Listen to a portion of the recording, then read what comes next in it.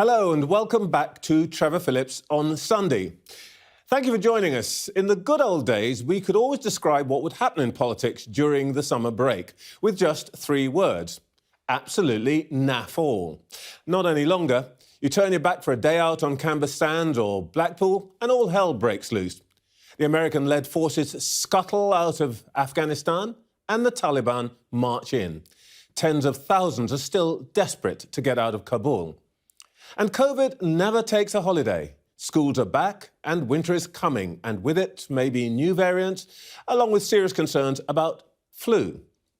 Well, this autumn, nobody in politics can credibly continue to hide behind the urgency of tackling COVID. Globally, if the Americans won't lead the West, who will? And here at home, can the Conservatives continue to shake that magic money tree and still call themselves Tories? As for Labour, we know they don't like Boris Johnson, but what exactly are they for? Well, we're joined by a top team of guests who we hope have some answers. Joining us today from the government, Vaccines Minister Nadhim Zahawi. Discussing vaccines, public spending and more, former Prime Minister Gordon Brown. The Shadow Foreign Secretary Lisa Nandy will be speaking to me about Labour's take on the Taliban and taxation. Matthew Taylor from the NHS Confederation will be here with us to talk about the problems facing patients this winter. And Foreign Affairs Committee Chair Tom Tugendhat will be marking his own government's performance over the disaster in Afghanistan. But first, we're joined by the Minister for Vaccine Deployment, Nadhim Zahawi. Good morning, Minister. Morning. Before we turn to COVID, can I just ask you about the aftermath of the pullout from Afghanistan? Do you or anyone else in government actually know how many British citizens are left in Kabul or in Afghanistan and who want to get out? Good morning, Philip. So, Trevor, forgive me. Of course, the Foreign Secretary, who is travelling in the region and is making sure that anyone who is looking to get out, who is either a UK citizen or qualified to have that ability for safe haven in the United Kingdom, can do so. And as the Foreign Secretary said to the Foreign Affairs Select Committee, and I know you've got Tom Tugendhat later on in your programme, that the numbers are in the low hundreds. The important thing to remember is the evacuation of 15,000 people in a very short space of time is a real tribute both to our armed forces and, of course, to our Foreign Office and Ambassador, specifically in Afghanistan, who and his team did a tremendous job. But we continue to make sure that we hold the Taliban to account in terms of providing safe routes out of the country for those who are looking to leave the country. And as the Foreign Secretary has said, it is in the low hundreds that we are still looking to deliver safe haven for all returnees who are UK citizens. Those few hundreds, of course, are, if you like, the most difficult cases. We know that many of them are actually in hiding. Can you say anything, obviously without endangering their security, about what we're doing to ensure the evacuation of those, frankly, terrified people? Well, and you're quite right. And I think it's very important that when we deal with such sensitive cases, that some of the detail is clearly kept confidential. And I can assure you that the Foreign Office, all the agencies, the Ministry of Defence are all engaged to make sure that those people are able to get out, as well as, of course, the Foreign Secretary, Dominic Raab, holding the Taliban to account in terms of delivering that safe route out of the country for those who are looking to leave and to return to the United Kingdom. Are you genuinely depending on the Taliban's goodwill? Well, I think holding the Taliban to account, if that is what you mean, then we have to hold them to account on this. And I think the Foreign Secretary is doing the right thing by corralling both the sort of the neighbouring countries and those countries that have the greatest influence over the Taliban to make sure that we make sure that they deliver on their promise that anyone who wants to leave the country and has a country of safe haven to welcome them, like the United Kingdom, is able to do so. All right. Let's turn to COVID now, which is your own territory. We understand that the Joint Committee on Vaccines and Immunisation has decided that it can't recommend that children between 12 and 15 should be vaccinated. Yet you and other ministers have decided to ask the chief medical officers of the 4 nations to examine whether you should ignore that advice. So when did we all stop being guided by the science? Well, actually, that is not factually correct. The Joint Committee on Vaccination and Immunisation has done a brilliant job for us, for me, throughout the pandemic, whether it be the prioritisation. If you remember, they prioritised the most vulnerable to serious infection and to hospitalisation and death.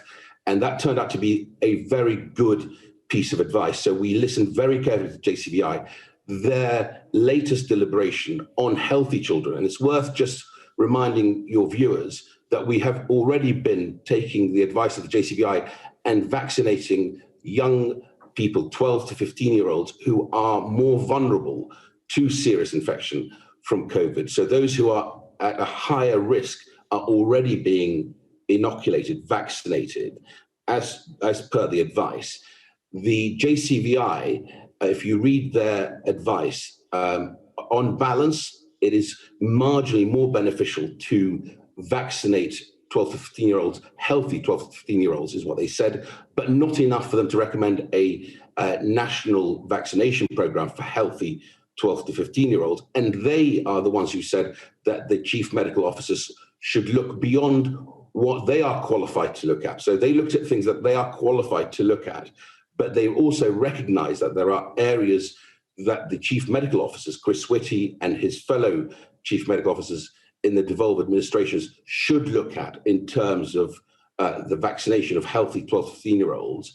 And that is exactly what they'll do now. We have not made any decisions. So we haven't, to your question, decided not to listen to the experts. On the contrary, all 4 ministers, so the Secretary of State, Sajid Javid, and his fellow ministers in the devolved administrations have agreed to ask the chief medical officers to convene expert groups, including the JCVI being in that, to be able to recommend which way we should go on healthy 12 to 15-year-olds. But we are vaccinating those at highest risk, the 12 to 15-year-olds at highest risk. We already are vaccinating them.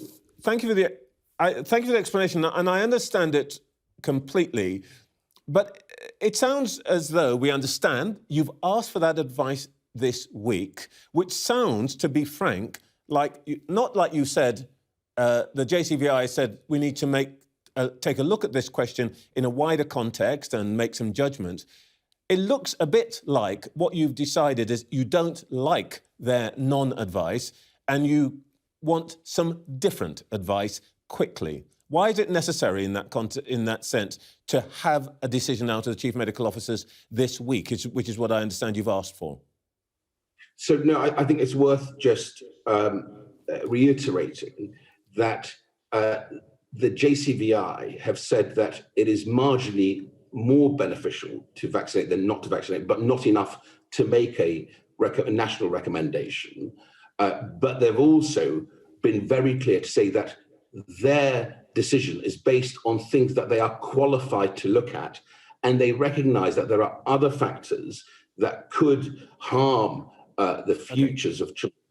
And that is why they recommended that medical officers look at this.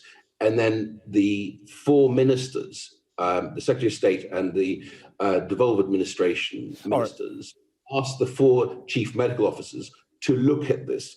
We're being very careful, and right, we have some of the best clinicians in the world. And I think it's that we convene expert group. Just very quickly on this, whatever you decide, can you assure parents that if there is a decision to vaccinate 12 to 15-year-olds, it will require parental consent? I can give that assurance, absolutely. Thank you.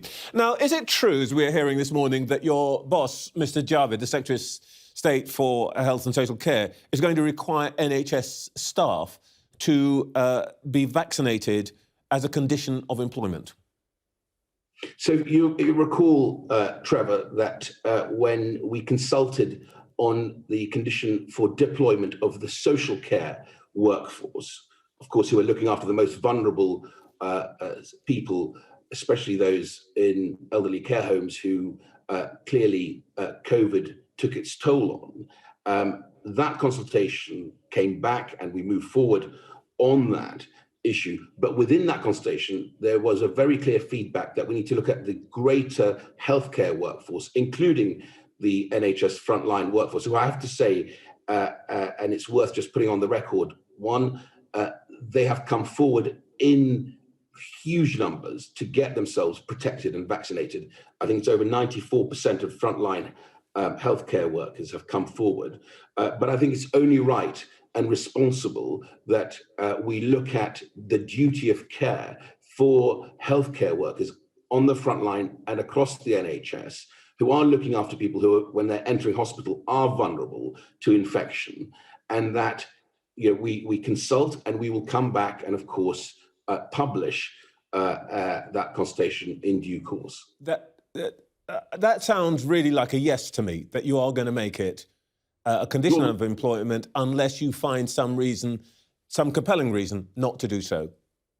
Well, I think the right thing to do is to consult and then publish that and then return to your programme and explain what the consultation outcome is, and then therefore what decision we make, as we did with the social care workforce. All right, well, we're going to come to the social care question. Now, look, winter's coming, school's back. You've got some big decisions to make, and I'd like to gallop through 2 or 3 of them. When we last spoke, I did ask you about vaccine passports. Hadn't made up your mind. Have you made up your mind about vaccine passports?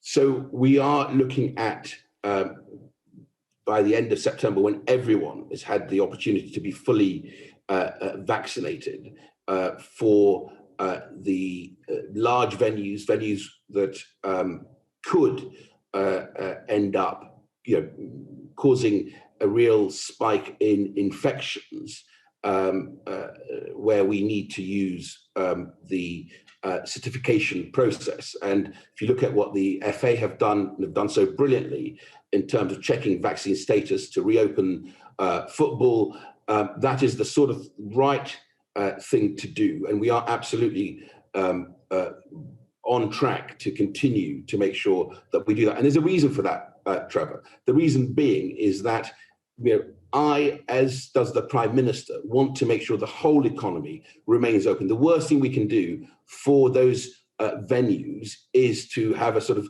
open shut strategy, because we see infection rates rise because of the close interaction of people. That's how the virus spreads.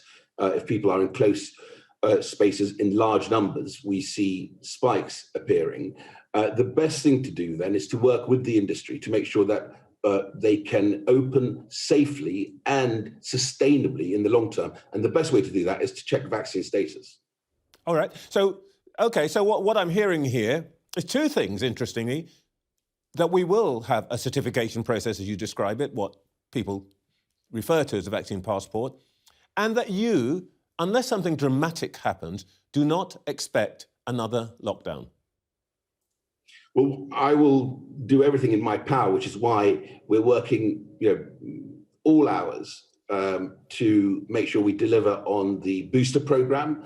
We've had the interim advice from the JCVI. We're waiting for the Cov Boost clinical trials to tell us which vaccine is the best vaccine to boost the immunity and increase the durability of the protection for people, because we want to make sure we continue to transition, I hope, this virus from pandemic to endemic status so that we can continue to enjoy all the things that we want to enjoy. We to continue to have our economy fully opened and get life back to as normal as we can make it as quickly as possible. Nobody enjoys, by the way, in this government, certainly not this Prime Minister, having restrictions on people's freedoms. It goes against the DNA of this government to do that. But from the experience of the past 18 months, I want to come to the DNA. I want to come to the DNA of this government in a second. One of the things that will tell us what kind of government you are is the money. What are you going to do about the money? We spent billions, 500 billion by some estimates, staving off the economic cost of independence. And the Chancellor, it looks as though he's going to have to find the money from somewhere, and there's not that much down the back of the sofa. Let's think about the issue of social care and benefits. Do you think your constituents in Stratford, where you are now, are going to feel comfortable about cutting universal credit for 6 million people by £20 a week? So I think the one thing that my constituents in Stratford realise is that the Chancellor and this government has provided a safety net, both in terms of welfare and the increase in the welfare spend to protect the most vulnerable through the COVID crises, as well as, of course, the rest of the economy. £407 billion spent protecting jobs. At one stage, I think we were up to something like 14 million plus people on furlough. And of course, grants to businesses, small business loans. The safety net that I think this government has provided is one that people recognise. But as people get back to work, as people get back to trying to make sure that they are able to get lives back, it's only right that we try and make sure that we return the system to where it was, where it has been incredibly generous to safeguarding and, of course, the future of the economy. Look, that's not going to be tremendously reassuring to many of the people that we've been talking to. We were in Newcastle this week talking to families about this situation, many on benefits and so on. One of the store owners who serves people, customers who are on benefits, told us that when the Prime Minister said that he knew he's only borrowing red wall votes, he should have grasped that anything that is borrowed can be taken back. Are you ready to pay the political price on that? And I think an additional point, which is part of the same question, when are we going to see the social care plan? And are you going to pay for it through a 1p rise or more on national insurance? So let's try and sort of unpack some of that, Trevor. In terms of the red wall, let's take one example, and that is the incredible achievement of Ben Houchen in the Northeast. Why has he done so well? This is a Conservative mayor who has really delivered on the levelling up agenda in real jobs. And that was reflected in the result in his return. But he's not responsible for this. You are. Are we going to see a social care plan? Will we pay for it through a rise in national insurance? Or are we now going to see another pledge broken by, as in the triple lock on pensions and your pledge not to raise taxes? So I was sorry, forgive me, I was answering the first half of your question because you were talking about the red wall votes that were borrowed, and the reason Ben Houchen was returned with such an overwhelming majority, almost 70% of the vote, is because of delivery of real reform, whether it be Teesside's airport or the port and the ambitions around manufacturing, therefore the renewable industry, the offshore wind industry, and other parts of the renewable and net zero, huge opportunities that Ben Houchen has grasped. That is how you deliver the sort of those votes coming back. The second half around social care reform, we are absolutely committed to the social care reform, and we will be coming forward by the end of the year with those details. And when they do get, I will happily come on your programme and discuss them with you. I will look forward to that, Minister. Thank you very much for your time this morning, but we must move on. Thank you. Well, the events in Afghanistan over the past few weeks have variously been described as a catastrophe, a humiliation, and Britain's greatest foreign policy disaster since Suez in 1956. The Prime Minister and the Foreign Secretary have been attacked on all sides of the House of Commons for what unfolded in Kabul and the rest of the country. But what, if anything, could have been done differently? I'm now joined by Labour's Shadow Foreign Secretary, Lisa Nandy. Good morning.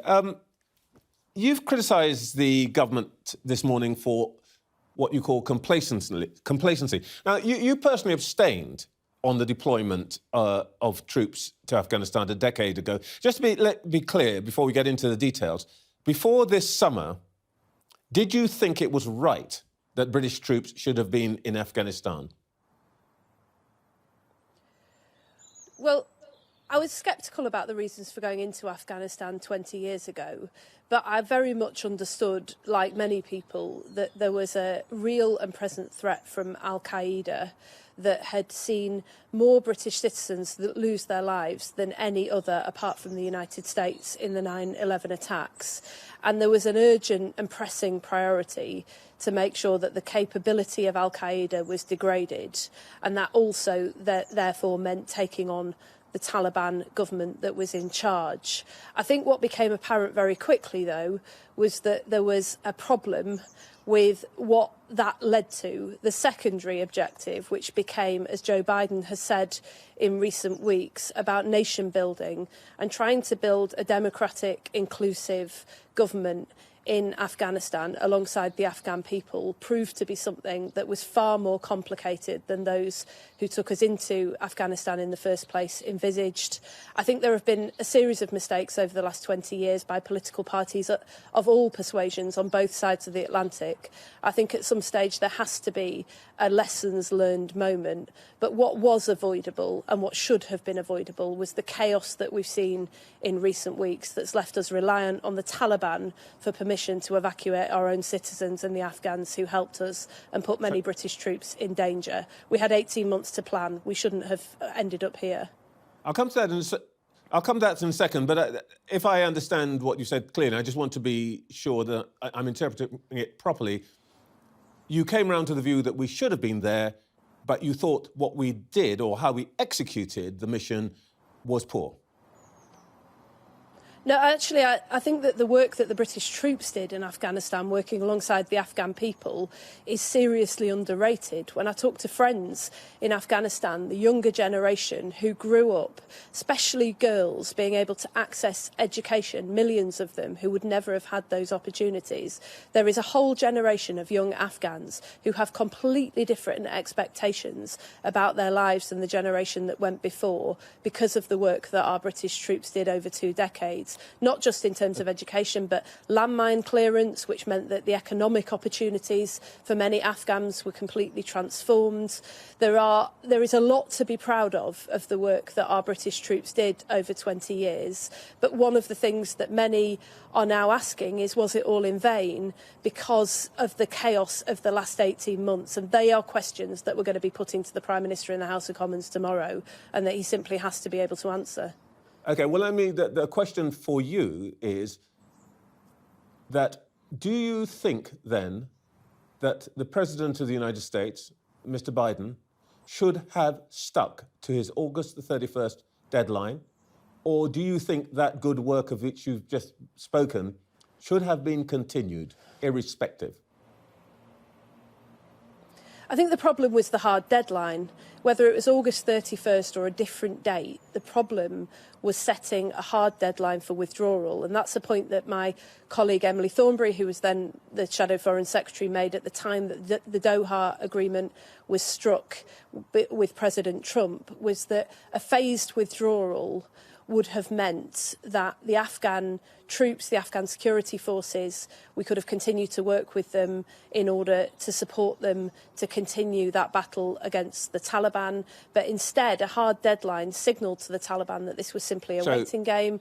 They knew that they had until the 31st of August, and then all troops would have withdrawn. And that appears to have had a major impact on the morale of the Afghan forces as well. So we've been very critical of President Biden for that decision.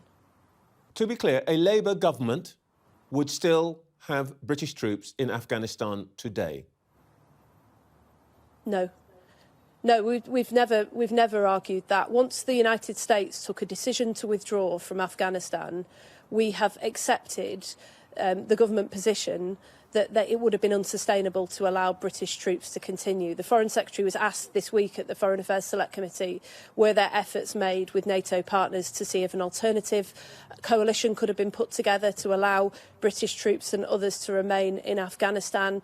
And he gave an answer which is very consistent with what many of those NATO countries have told me and the Labour leader privately, which is that it would have been completely unsustainable to do that. So the question became, how do you have a chaotic and orderly withdrawal of troops, and how do you continue to support the Afghan people and protect those gains that we fought for 20 years after we've left? That's what the government ought to have been planning for. They had 18 months and they simply didn't do it. OK. All right. Now, talking about supporting the Afghan people, we are where we are.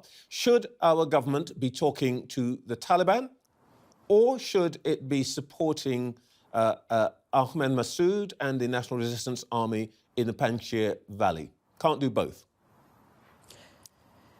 I think we have to talk to the Taliban, and we've been urging the government for some time to have a dialogue with the Taliban. We have thousands of people still in Afghanistan, the Afghans who assisted us, but British nationals as well. Some of those cases are very, very complex. The Defence Secretary has been suggesting to MPs that they should, if they can, they should just try to get to the border, any border, and see if they can get across.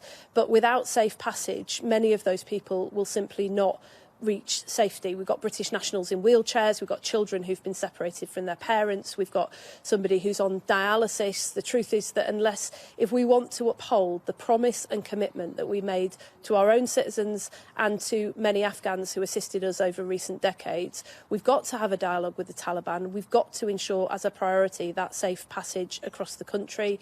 We've got to be talking to the Taliban as well about the functioning airport and whether a country like Turkey or Qatar could somehow guarantee the safe passage of our citizens out of that airport. This is really pressing and urgent, and there is no choice at this current stage but to have a dialogue with the Taliban. That's different from diplomatic recognition, which it would be far too premature to acknowledge. But dialogue is absolutely essential, and the government is right to have started that belatedly. So this is a clear statement that you would engage with the Taliban. Of course, nobody in the Panjshir Valley is going to like that very much, are they? That will be seen potentially as a betrayal of those who have stood out against the Taliban, that within days you're talking to people that you have in recent days actually criticised for their human rights record.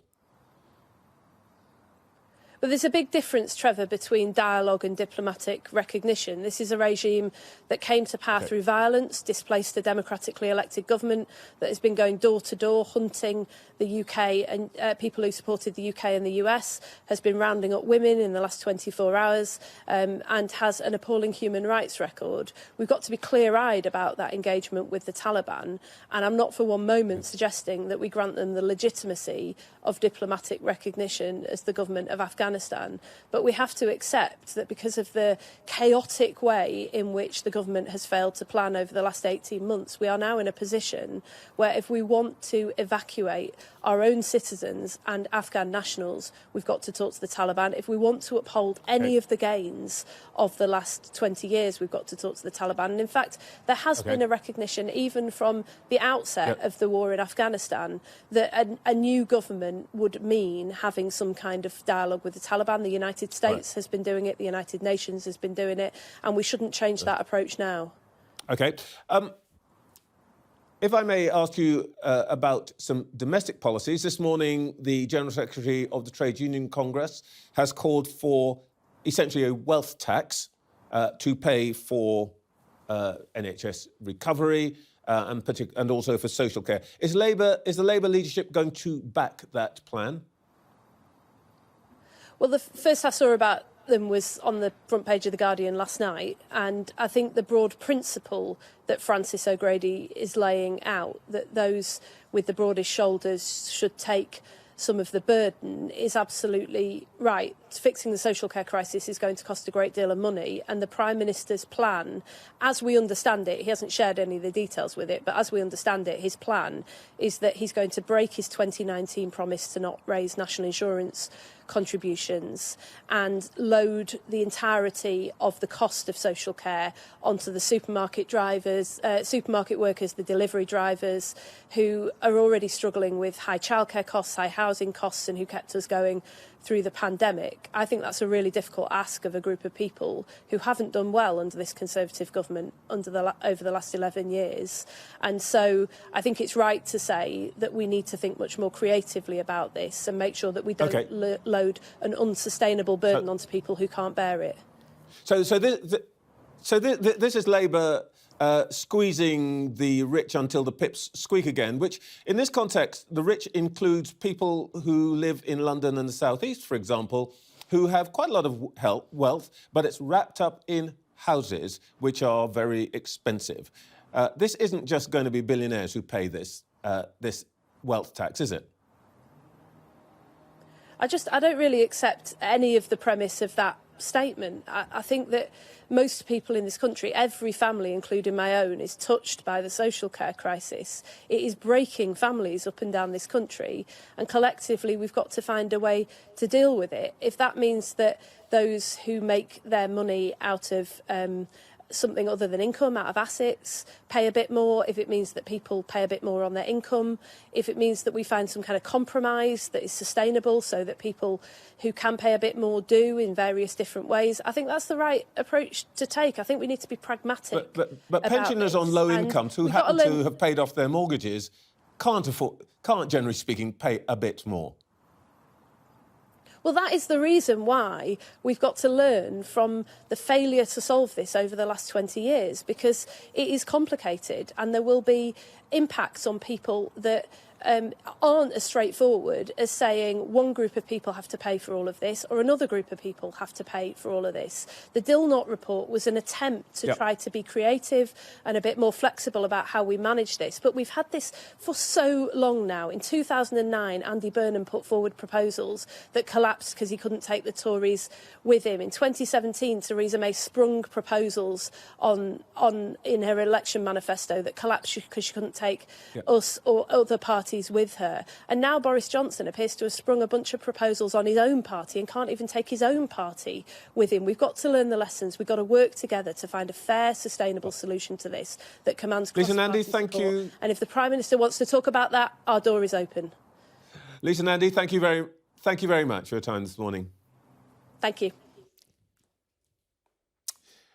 Well, we are now moving on to talk about what has been called the biggest overnight cut to social security since World War II. The £20 a week uplift to universal credit, which was introduced last year amid the COVID-19 pandemic, is due to be scrapped in a month's time. But campaigners, experts and even some Conservative MPs are calling on the government to make the top-up permanent to help low-income families. This week, Georgia Roberts went to Newcastle to speak to families about what it means for them. When the £20 uplift ends this October, it's communities like those here in Byker, Newcastle, that are bracing themselves for the consequences. Ellen is a mum of four who, like many families in the UK, began claiming universal credit after her husband lost his job because of the crisis.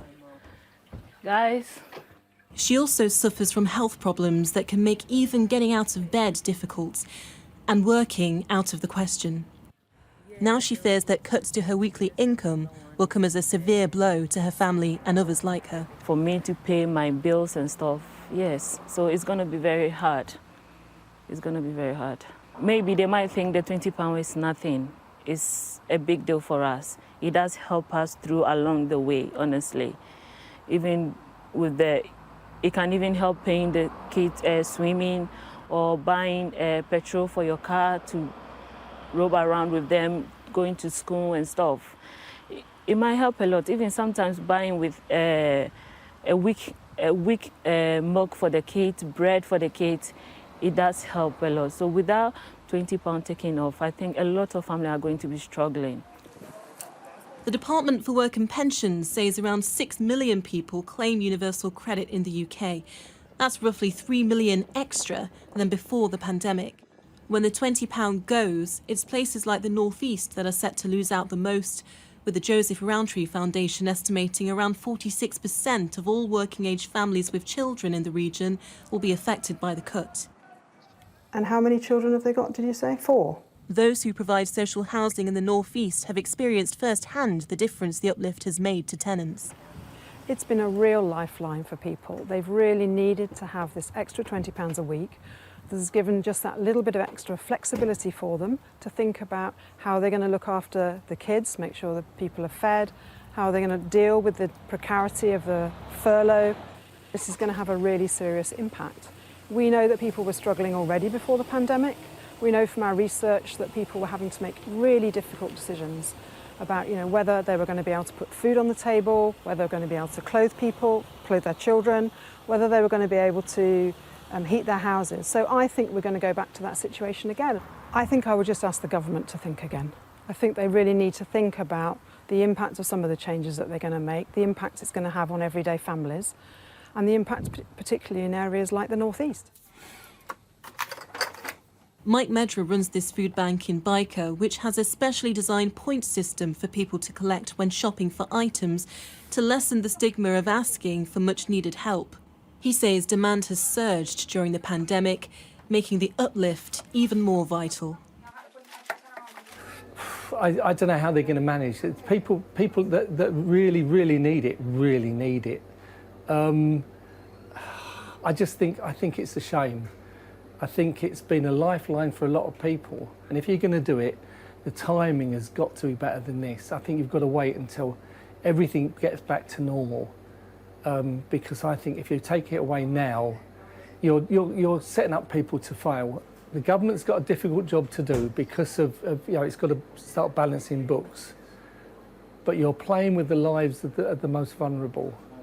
And I don't think that's worth it.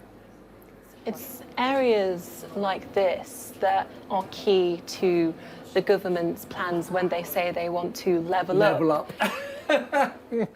Levelling up is a really interesting term because this isn't going to help.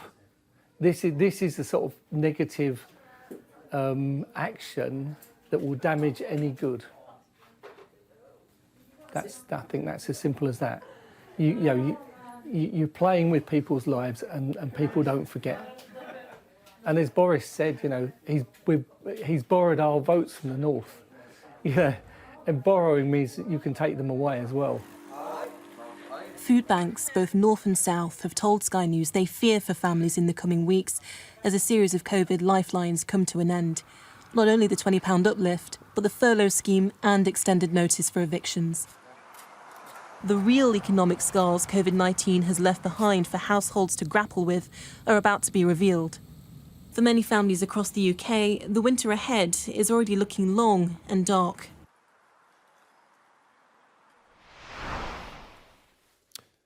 And in response to that report, the government sent us this statement. As announced by the Chancellor at the budget, the uplift to universal credit was always temporary. It was designed to help claimants through the economic shock and financial disruption of the toughest stages of the pandemic, and it has done so. Universal credit will continue to provide vital support for those both in and out of work, and it's right that the government should focus on our plan for jobs, supporting people back into work and supporting those already employed to progress and earn more. Well, as we've just been hearing, there are huge competing pressures on the government, from those worried about spiralling public borrowing and those who are concerned about the impact on public services and individuals if the government money taps are turned off too abruptly. And with the Chancellor set to announce his plans shortly in a spending review, At the head of the queue for special consideration is the NHS, of course, facing an uncertain winter after 2 years of unprecedented strain. To discuss the pressures bearing down on the health service, I'm now joined by the new boss of the organisation that speaks for the whole healthcare system in England, Wales and Northern Ireland. Matthew Taylor, should NHS employees be required to be vaccinated as a condition of employment? I think that is not necessary. The overwhelming majority of NHS staff are choosing to be vaccinated. And the important thing is to support people, give people the opportunity to be vaccinated. So I think we would want to say that there is no necessity for compulsion, kind of surveillance of people at this stage, because the staff themselves are doing the right thing. So you wouldn't be putting any energy into consulting on that, as the Minister told us he was going to do earlier on? I think if we felt that there was a real issue there, then it is something that needs to be addressed. Of course, health service workers, like anybody else, need to take responsibility for the decisions they make and the implications they have for other people. But I think that what we should focus on is the fact that overwhelmingly NHS staff are doing the right thing, and indeed, working beyond their hours, and have been dealing now for 18 months with a national crisis and dealing with it heroically. So, I think the question is not, are there some NHS staff who aren't vaccinated? The question is, how do we support those NHS staff who have been doing what we need them to do through this crisis? Let's look ahead. Let's look ahead at what's in prospect. If the government decides to vaccinate 12 to 15-year-olds or to offer a booster jab to older people, do you think the system is resilient enough to cope with that demand?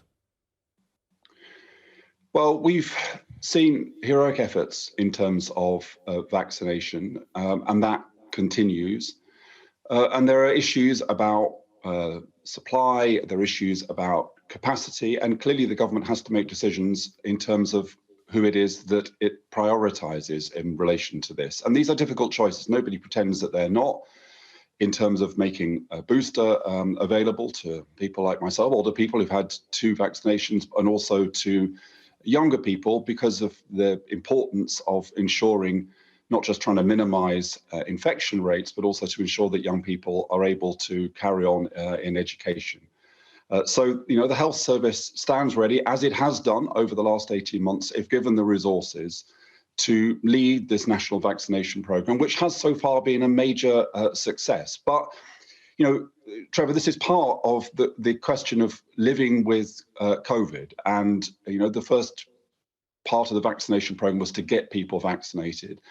And now we have to think about what is required in terms of boosters, also in terms of flu vaccination. So these are hard choices. It's important that the government is open about those choices and takes the best advice that it can in terms of who it is we should be prioritising. You published a report this week which, to be honest, described a system which is pretty much on the edge. Your report said that COVID-19 had a seismic impact unlike anything the NHS has faced in its history, and to describe the last 2 months as winter in summer. Do you believe that you've got the beds and the people, the trained staff, to get us through to next spring? Yeah, it's tough, and you're absolutely right, Trevor, that the leaders or members of our organisation tell us that it feels, and we're just coming out of summer, that it feels like a midwinter crisis. All parts of the NHS, not just hospitals, the ambulance service, GPs, community, mental health services. We are running on hot, and you can't do that forever. And so that's one reason why it's incredibly important to get some clarity from the government about the funding for the rest of this year, that we sustain that funding, and that we have the funding that we need, on the assumption that the pressures of COVID are going to continue, and that's what it looks like is going to happen. So the 2 big challenges for the health service are funding the ongoing costs of COVID, and that's the patients in hospital, over 7,000 in hospital right now, PPE, the pressure on mental health services, long COVID, which is a major issue. And then secondly, the backlog. We have, as we know, well over 5 million people on waiting lists. The Secretary of State himself has said that he thinks that figure could rise a great deal more. And we need to fund that care as well. Now, yes, there are major issues about workforce. There are issues about the kind of capacity that we have. But it is important to say that if you give the health service the resources that it needs, it does the job. And even in these last few months, while we're still coping with COVID, we have seen substantial progress in relation to those people who've been waiting the longest time.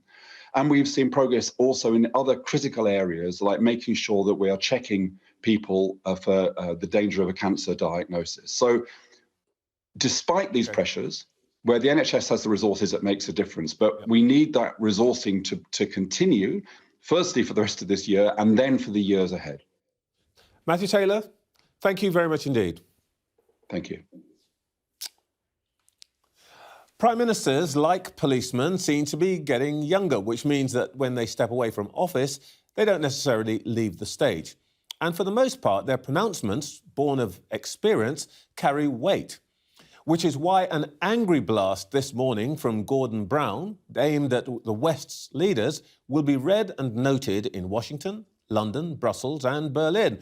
The former PM and Chancellor has attacked Western leaders for sitting on their hands while Africa's vaccination rates are amongst the lowest across the globe. In a striking phrase, he says, if the world were a single country, it would be a failed state. He joins us now from Scotland. Good morning, Mr. Brown. Good morning, Trevor. You've written what I think can only be described as a furious article this morning, accusing rich Western nations of sitting on their hands while Africa is ravaged by COVID. What's made you so cross? Look, 70% of the West has been vaccinated. Only 2% in Africa and actually in all the other low-income countries of the world. So 98% are unprotected. It's bad for them, it's bad for us, because the disease will come back to haunt us from Africa and hurt even the fully vaccinated here with new variants. But what I'm showing this morning is that there are hundreds of millions of unused vaccines that are either stored or on order for delivery to Europe and America, including the United Kingdom. 300 million by the end of this month, 500 million by the end of October, 1 billion by the end of December. These vaccines could save thousands of lives in Africa. And you've talked about very important issues this morning, and they are important, but no issue we're talking about could save more lives than a policy decision by the richest countries that these surplus, unused, stockpiled stocks could actually go to the poorest countries who desperately need them to protect even their nurses and their health workers who remain unvaccinated against this disease. With the best will in the world, though, the realist might say we can't actually be sure, and it's not their fault, but we can't actually be sure that the African nations can distribute those millions of vaccines. It's difficult, and they don't have the networks, they don't have the capabilities. And that is the problem just one of will, or is it one of capability? Well, that's not what the Africans tell me. I've talked to many African leaders in the last few days, and they're desperate to get the vaccines, and they can't get hold of them. And in fact, for a few weeks, Europe has been raiding Africa for vaccines and taking them from a production facility in South Africa to Europe. So we are doing the worst possible thing when it comes to making the world safer against COVID. If we leave these people unprotected, if it spreads uninhibited, it will come back to us. But it's absolutely clear to me that we not only have the stocks in the West that would enable us to vaccinate the over 12s, to do the boosters, but also to be able to send these stocks that are on order or in warehouses across to the countries that need them most. It's really a failure of international coordination. The vaccines are increasingly there, 1.5 billion produced every month, 2 billion by January. Record supplies are going to be available, but the distribution is all wrong, and we are hoarding and stockpiling when we should actually be delivering them to the people who need them, knowing that if we need more vaccines, we have another bout that we need to deal with, we can get vaccines very quickly. You were at the centre of the last time we had this kind of need for a concerted global push on something specific. And I'm now referring to the financial crisis back in 2008. If you were still in office, what would you be saying to your G7 colleagues? I mean, what physically do they have to do? They've got to call a summit, an emergency summit, in the next 2 weeks. They've got to deal with this urgent problem that, if left unaddressed, thousands of people are at risk of dying. When I dealt with the G20 in 2009, I realized one thing. You can't rely on the IMF and the World Bank and the UN, good as they are. You cannot rely on them. Only the leaders can make these decisions. Only the leaders who control the allocation of vaccines in their own countries can decide to transfer them to other countries or to transfer the options for them. So it's really up to Joe Biden, Boris Johnson, Angela Merkel, Mr. Macron in France. These are the leaders that can, by getting together, make a decision. Everybody can contribute. The money can be made available. It's a question of getting the vaccines into the right arms in the right place as quickly as possible. And we are talking about tens of thousands of lives that are at risk now if we do nothing about this. From your experience, Mrs. Brown, there is something really profoundly puzzling and disturbing about this. I mean, we have a vast international machinery, the UN, the WHO, the IMF, plus the G7 summit. And something as simple as moving vaccines from Europe to, let's say, South Africa or West Africa should have been sorted out by now. Isn't this an indictment, if you like, of the international multilateral system about which, you know, everybody never stops boasting about how important and useful this cooperation is? Yet multilateral cooperation is not working here. They had a chance in June at the G7 to allocate the 11 billion vaccines that were needed, to make sure we had a plan to get them to those where the urgency was greatest. But they failed to do this in June. Now they've got another chance. They can meet on the margins of the United Nations and get it done. And this is really a test of multilateral cooperation. If you can't distribute the vaccines equitably when the vaccines are available, what else will we fail to do if we can't do this? And so I believe that in the next 2 weeks, a decision will have to be made. I'm pressing for this meeting to take place, and so are others. You'll find African leaders will be demanding it too. Faith and church leaders know that this vaccine divide between vaccine rich and vaccine poor is really a terrible stain. It's a moral failure on the part of the whole of the world. And of course, it's in everybody's interest that people are vaccinated in every continent, because clearly nobody is safe until everybody is safe. This is a second example of something that I think has a much deeper meaning. And I'm first example being the exit from Afghanistan, that the era of liberal interventionism by the West, led by America, is over, isn't it? It feels like actually there isn't a leader anymore, and that all of the things that brought relief to Kosovo, Sierra Leone and so on, no longer obtain. Is that where we are in the world right now? Well, I think what President Biden done is said America no longer wants to be the world's policeman. But look, the America and the richer nations have got to be the world's problem solver. You may not want to intervene militarily, but if you've got the vaccines or if you've got the wealth and you know there's an urgency to solve problems of poverty or problems of ill health or problems of illiteracy, then you've got to do something about it. And I think what we're really talking about is how we can intervene in a way that is purposeful, in a way that gets results, in a way that is not counterproductive. And one signal of that would be, of course, taking action on vaccines, and I hope that can happen very soon. So yes, if the world, as I said, was one country, it would be declared or designated a failed state, but there is scope to do something about it. In this instance, it requires about 4 people to get round the table and to make a decision. And once they make that decision, we can save thousands of lives. So it's a test of international cooperation. Is there the will to do things, or are we to retreat into vaccine nationalism and eventually still to America first, Britain first, China first, India first, and so on? That is not the way that the world is going to solve problems of climate change, solve problems of financial instability, solve problems, obviously, of pandemics. It's, I mean, something has shifted, though, hasn't it? If I can put it in perhaps not too trivial a way, if an alien were to land on the planet now, in previous days, you would have said, and the alien said, take me to your leader. In previous days, we would have given him the address, or her the address of the White House, wouldn't we? That's not going to happen today. These things don't happen just by themselves. They have to be led. And I suppose what I'm really asking, from your experience and your background, where is that leadership going to come from? You know, that's the question that Ronald Reagan asked Mikhail Gorbachev. If an asteroid arrived on the planet, would you help us? And Gorbachev said yes, and Reagan said, me too. And it's cooperation that matters. So perhaps it's not one leader.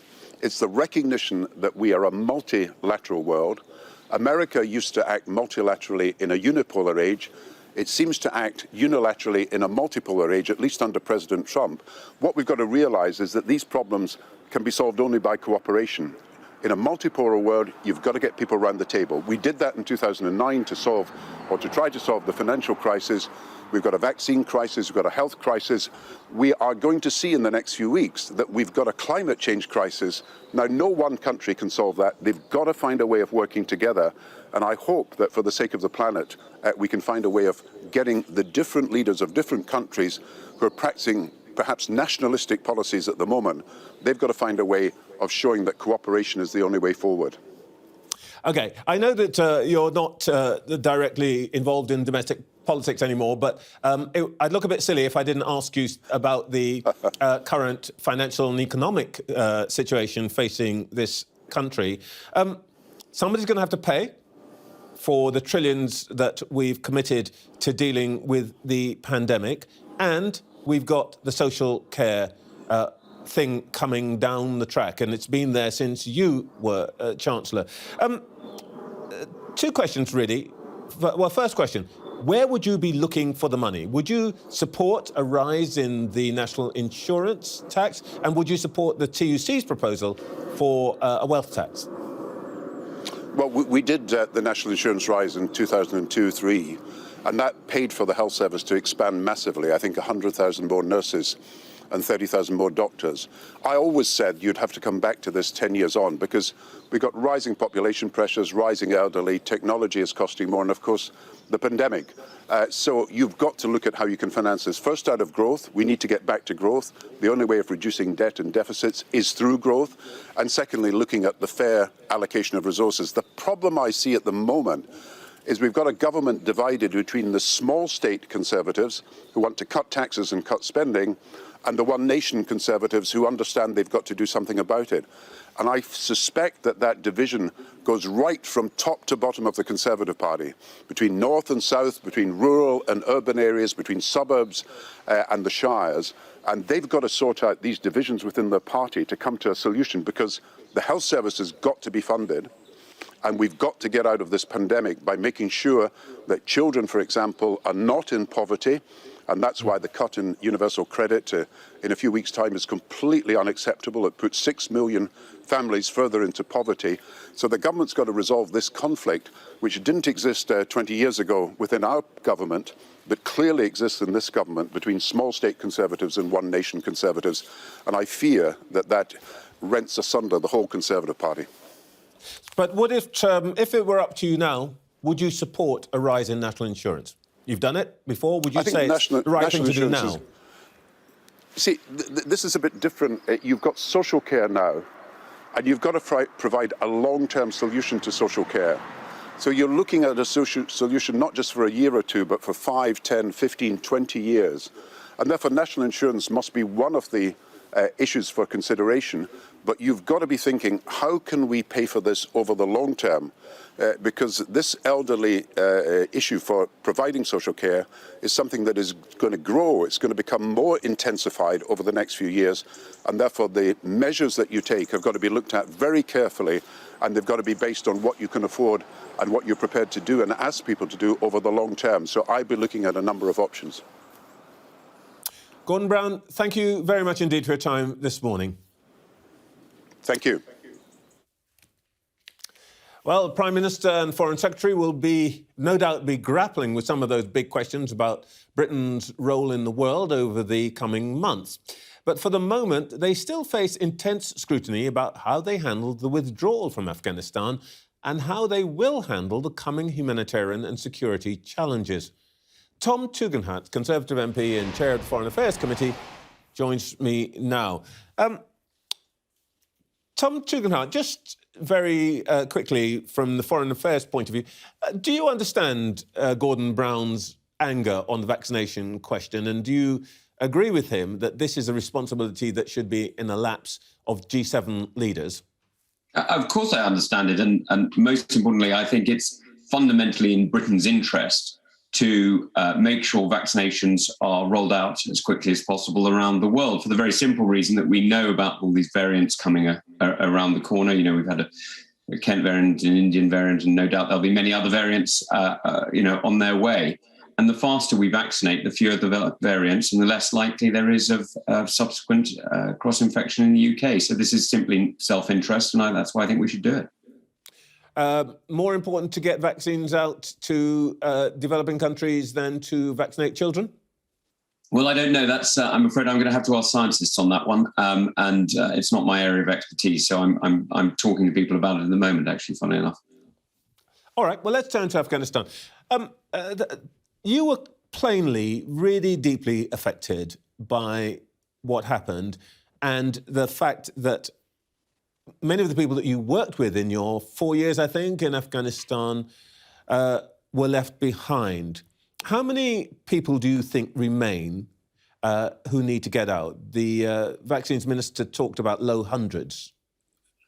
Well, I don't know, again, but I've certainly had contact with the best part of 100, and I don't suppose for a moment that I've had contact with the majority.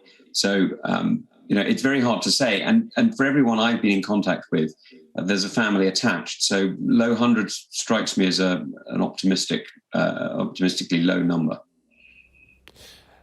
Can you say anything about the efforts in which you've been involved? I read that you said you basically hadn't slept for weeks because of this, but you've been involved in efforts to bring people out. Well, there's a collection of us who've been working in different ways to try and get folk out. And we've had, in earlier days, we had more success. We've had mixed success recently. But I mean, it's really a series of people, US, British, connecting individuals we know to safe houses we know and moving people around. It's extremely fraught, and it's getting harder as the Taliban and the various different groups that are affiliated with it get better, get more in place, get more structured. So, we're seeing, for example, that the biometric information that's been left behind is increasingly being used at checkpoints, and that has seen certainly at least one individual we know captured and sadly disappeared, and I'm told by others of several others. There's a fundamental question about the way that our government has to behave, and that is, what does it think about the Taliban? Do you believe the Taliban when they say this is a new model, they're going to be different this time, for example, on the equality of women, and even if they are different in Kabul and Kandahar, can they enforce that change across the country? Well, Trevor, this is the fundamental question. Who is the Taliban? I mean, I know who Mullah Baradar is, and I know that he negotiated in Doha and spent 2 years giving the US the runaround, conceding nothing and accepting everything. I know who Mullah Omar's son Yaqub is, and I know that he has very limited support in the Quetta Shura, but is used as a figurehead. I also know who Sirajuddin Haqqani is, who allied with Al-Qaeda for many years, introduced suicide bombing to Afghanistan, and now controls Kabul. And I know who many of the drug dealers and informal networks in the south are. After all, those are the people we faced in Helmand for so many years. But the idea that this is a single unit and that by negotiating with one group in Doha, you achieve a result in Kabul, I'm afraid is not really true. I mean, this is a very, very divided, clan-based, mob-based organization. Think of it more like the mafia than a government, and you'll have a better idea as to how it works. Is there therefore any point in talking to the Taliban? What would you recommend? Should we be talking to the Taliban? And if so, which bit of it? You've identified at least 3 streams, and we know that there are many more, as well as the local warlords. Well, the UK has always had a policy of, reaching out in different ways to different groups. I have to say, I think formal talks with the Taliban are a somewhat bizarre idea, given that it doesn't have a formal structure. The fact that it still hasn't formed a government, what is it now, 2-3 weeks after it took Kabul, is partly an indicator of the divisions within the organisation. It is fighting within itself as to what it does. So the idea that these talks are meaningful in a traditional sense, I'm afraid they're not. And the idea that the Taliban has changed again, it's got a much slicker PR outfit. I don't know who it's hired, but it's got a similar group to the people who are doing ISIS PR in northern Syria. But the reality that it's changed the way it treats women or murders minorities like the Hazara minority, it's complete rubbish. No, they're still as brutal and vicious as they were. One very quick question, if I may ask. You interrogated the Foreign Secretary this week, and I think you rather embarrassed him by quoting from a document that he evidently didn't recognise as his own department's work. Did you come away from that encounter thinking that this was the best Foreign Secretary that the government could actually find in its ranks? Look, I came away from that thinking that there are a lot of questions that the government needs to sort out. And the most important one today is one that's been summarised by General the Lord Richards in a piece, an article on Conservative Home website, which talks about having a unity of process. The one thing that really concerned me about that hearing, actually, there's a lot of backward-looking stuff in that hearing for very obvious reasons, because we need to understand what went wrong. The one thing that concerned me going forward was the fact that we do not have a single person, a single minister, a single official responsible for helping people who we owe duty of care to in Afghanistan and getting them out. Now, I'm delighted that Vicky Atkins is doing that in the UK. That's fantastic. But we need somebody doing the same thing in Afghanistan. Honestly, I'm sorry to press you on this, Tom Tugendhat, but you don't think he's up to it, do you? Well, look, Trevor, my job as the chair of the Foreign Affairs Committee is to challenge whoever sits in that seat. So you're always going to see me being somewhat more aggressive towards the Foreign Secretary than towards any other minister. That's literally the job I've been asked to do by Parliament. So, I'm not going to get into this conversation for the simple reason that my job is to challenge, rather like your job is to challenge. If somebody asked you whether or not a minister was up to it or not up to it, you'd avoid the question, because your job is to challenge whoever the minister is. And so, that's what I've got to do. Tom Tugendhat, I think we understand each other completely. Thank you very much indeed for your time this morning. Thanks, Trevor. That's it from us this week. Stay with us now for The Take, for analysis of today's show with Sky's Deputy Political Editor, Sam Coates.